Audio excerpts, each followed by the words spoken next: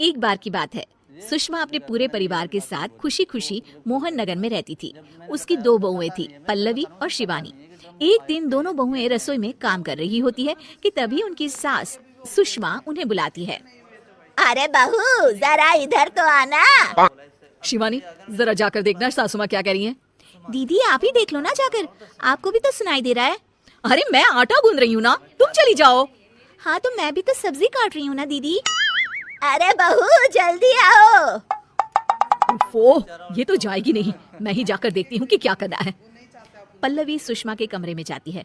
जी mummy जी, क्या हुआ?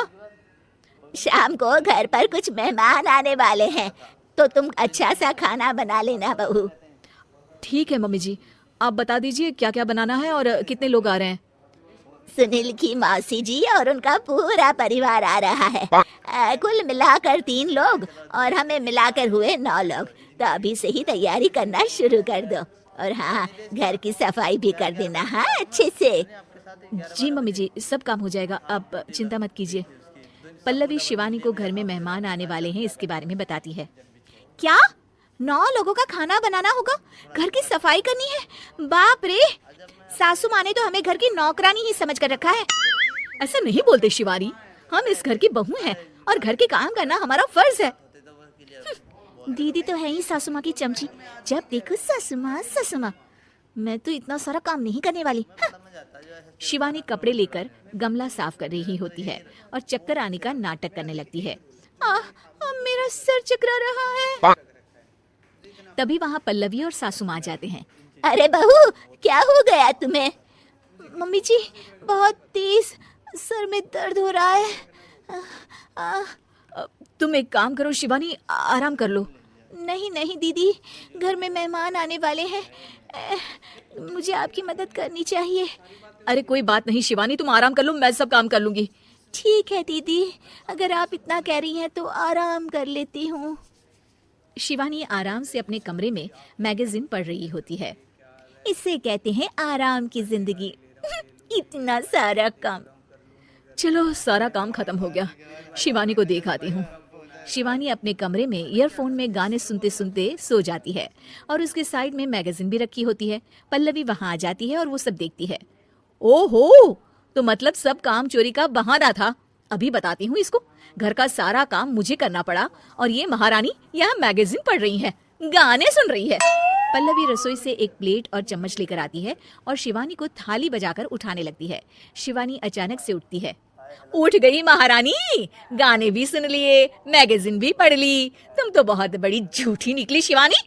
तुमने सर दर्द का बहाना बनाया ताकि काम करने से बच सको।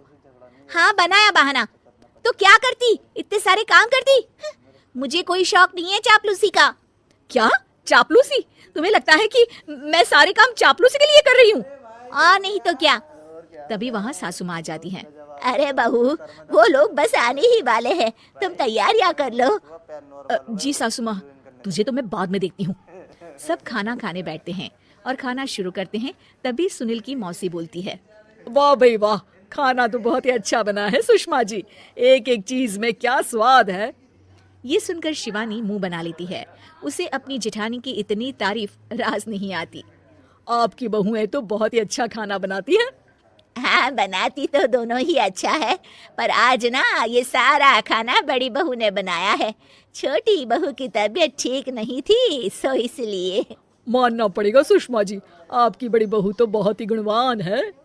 पल्लवी की तारीफ सुनकर शिवानी को जलन होती है। पल्लवी ये सुनकर खुश हो जाती है और शिवानी की तरफ देखकर उसे चिढ़ाती है। कुछ देर बाद मेहमानों के जाने का वक्त हो जाता है। मौसी जी सबके लिए उपहार लाई होती है। वो सबको शगुन के पैसे देती हैं और अंत में पल्लवी के पास आती है। तुम्हारे लिए शगुन का लिफाफा तो है ही, पर बहू तुम्हें एक और उपहार भी मिलेगा इतना अच्छा खाना बनाने के लिए। मौसी अपने सोने के कंगन निकालकर पल्लवी को पहना देती है। ये लो, ये मेरे मनपसंद कंगन है, अब से ये तुम्हारे हुए। धन्यवाद मौसी जी। ये देखकर शिवानी तो पूरी तरह से जल जाती है और गुस्से से रसोई में चली जाती है। तभी वहाँ पल्लवी आ जाती है और उसे अपने कंगन दिखाने लगती है। देवरानी जी, अब आपका सर दर्द ठीक तो है ना? मुझे लगता है कि अब सर दर्द शुरू हो गया होगा आपका।